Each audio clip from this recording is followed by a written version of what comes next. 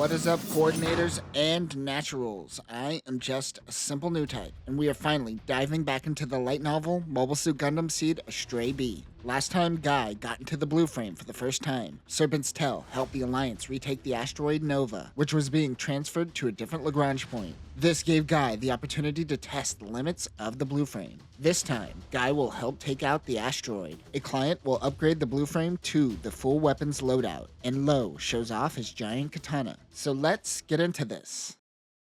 Tactics 4, Operation 1, Beam Rifle. Guy, in the blue frame, enters into the asteroid. It has been mined out and now full of military facilities. They only have 10 minutes to complete this mission, or they will be overran and forced to retreat. He has to move fast. Since he is in 0G, he kicks off the walls to guide him through the asteroid instead of using propellant. He finds the generator and shoots it with his beam rifle. Like Universal Sentry, beam weapons on mobile suits weren't common. Unlike UC, that changes so quickly, and Cosmic Arrow says, "Hold my beer, I'm adding all the beam weapons." Guy rushes out to the meteor, not looking back. Never look back at explosions. Tactics 5, Operation 3, Complete Sensor. Reed tells Guy about a mission involving an invisible mobile suit. The Alliance has created something that can't be seen by the naked eye, and Zaf stole it. This mission intrigues Guy. Reed works with an Alliance member that was a former comrade before he became a merc. He usually handles the dealings because he is good at judging loss prevention. As mercs, you have to pay for your own mobile suits. They need to be able to have good judgment on whether a mission's rewards will be worth the losses. This mission will be a complete loss, but doing this will build relations with a well-known weapons developer that can take the data from the blue frame and finish the Gundam, as it wasn't complete before the destruction of Heliopolis. Upgrading the blue frame is worth the loss. Luckily, they will build the parts before the mission, which will come in handy against an invisible enemy. We cut in media res to the battle.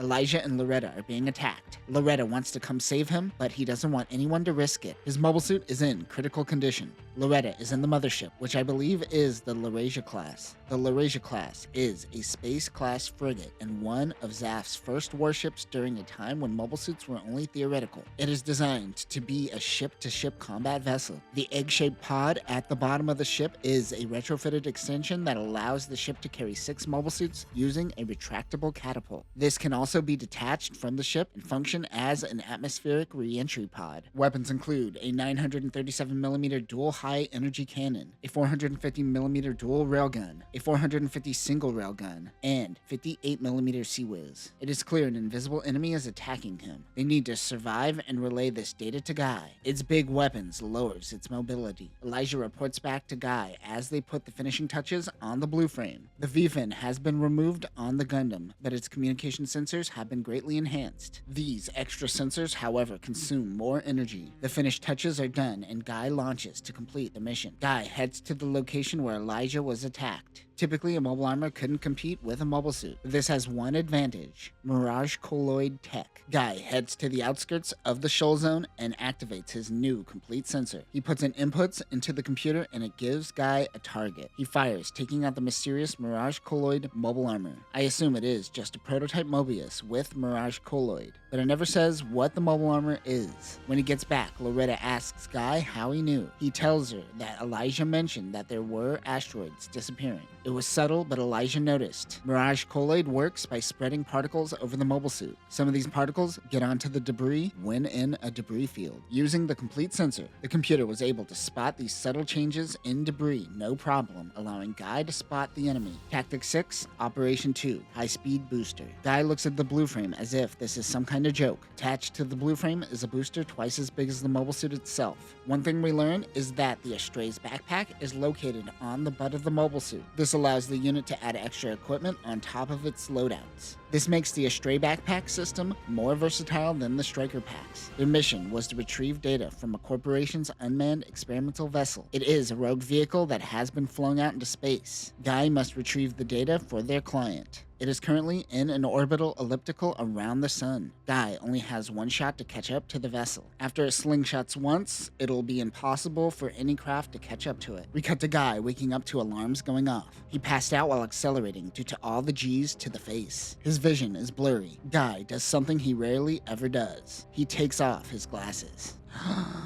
with the precision of a coordinator. Guy carefully aligns himself with the vessel and attaches the mobile suit. He connects to the main computer and begins extracting the data. It takes only 2 minutes. Guy detaches from the vehicle. The random vessel drifts off, where no man would ever see it again. However, that isn't true, as a certain junker we all know will come across it. Tactic 7, Operation 9. Vair versus Elijah. Good, Vair is in his red GINN. The ZGMF-1017 Vair's GINN is a modified custom GINN designed for Good Vair. It has general upgraded performance, a red paint job, and modified shoulders. It is equipped with the MA-M3 heavy blade for close combat and looks like a European broadsword. It also has the 67mm heavy assault machine gun and a shoulder shield. Elijah was sent to pursue him. The once Zaf soldier escaped to the neutral colony Lateria, and he sought peace after being a tool of war. Elijah and Good were once friends. Remember, Elijah is a coordinator by nationality, but he doesn't possess any of the innate skills that coordinators possess and was outcasted from the military. Good and Elijah bonded over being useless to the military. As the two battle in the present, Vair likens being a coordinator to being more of a burden. Elijah not possessing those skills can't relate. Nearby, Lo and the junk dealers are doing junk stuff. Elijah calms down Vair for a moment, but their battle continues. Being the hero of Zaft split Vair's personality into two, and his bloodthirsty side is coming out. Elijah tries to calm him down. Their battle comes to a close. Elijah survived and Vair lost in battle.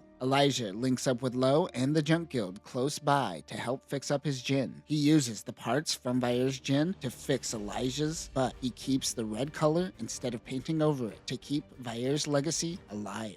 Little does he know at this point that he is the basis for the Socius clones. Tactics 8, Operation 4, Gerbera Strait. The neutral colony Lateria decides to move from the Shoal Zone to a location near Jupiter. Guy is here to investigate missing nuclear weapons. His client is currently the Earth Alliance. Since the invention of the neutron jammer, nukes have been rendered useless. So the Alliance planned on rounding them all up and throwing them into the sun, like the 4th Superman movie? However, some of the nukes have gone missing.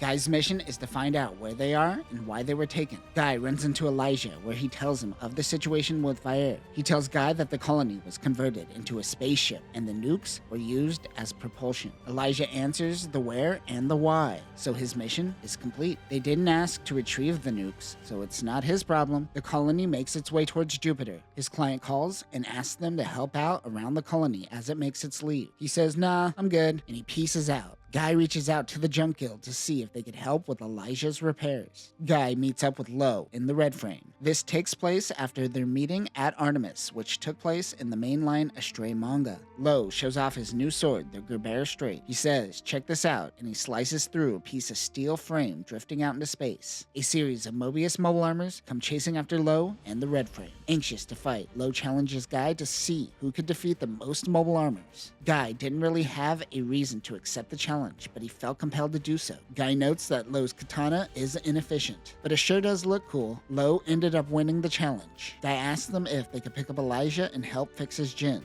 The two Astray mobile suits head to the Junker's ship, the Home. Tactics 9, Operation 5, Full Weapon. Things aren't looking good as Elijah and Guy are surrounded by 12 GINNs. They are certainly all coordinators, so their chances are looking slim. But Guy is a merc, not a hero. He doesn't put himself into situations unless he could get himself out of it. We flash back to before the mission. Their client for this mission is the Earth Alliance. When the war began, Zaft attacked all mass driver systems on Earth to trap them on the planet. They weren't given too much intel on this mission. Reed wonders if they should turn the mission down. They don't even know if they are up against GINNs or Bakus. Even though there is a gap in strength, Guy thinks they can handle it. Their biggest problem is the limit point. The limit point is the point in which they have to resupply and go on the defensive. Loretta mentions that they are mercs. They will handle it. Elijah isn't confident, but he doesn't show this to the team for fear of coming off weak. Back on the battlefield, Elijah is feeling calm while surrounded by 12 enemies, 3 more than expected. Guy is currently decked out in his full weapons loadout, which gives him a guided missile launcher, a 3-barrel short-range guided missile launcher, and a 500mm recoilless rifle. The mobile suits have a Mexican standoff. Elijah has no intention of making the first move. One GINN approaches him and he takes it out. He realizes that the remaining GINNs are not firing because they are afraid of friendly fire and they are being filtered into a small area. Elijah uses the thrusters on his backpack and takes a flying knee to one of the GINN's face. He realizes what Loretta was getting at. The majority of pilots might be experienced, but rarely see combat, unlike mercs who are constantly in action. There is a skill gap, and Elijah is starting to see it. Guy was also going to town on the GINNs. He runs out of energy and takes the GINN beam saber.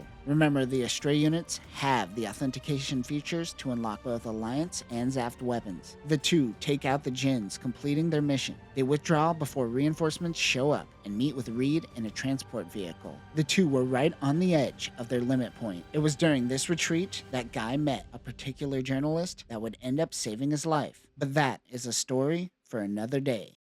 And that will do it for this episode. I love the integration of Jess Rabel, the mysterious journalist, being established early on in the Astray timeline. Yes, he gets his own story, but everyone in the Astrayverse is connected. It's not like the main timeline where they introduce a giant space whale and they never pay it off. Where is my giant space whale, Fukuda? We also see a crew which functions with value in mind. Although they are on missions with a sense of pride, they're still hedging their bets and ensuring victory. This isn't war for them. This is business. Next time, Guy does a mock battle with the Dreadnought Gundam, which was used by Prayer and Astray. He will also learn of the nuclear-powered Gundams and neutron jammer cancelers. They will also head to Orb and help with Erika and the M1 Astrays. But that will do it for now, coordinators. Remember, don't allow your client to scope creep. When the contract is done, it's done.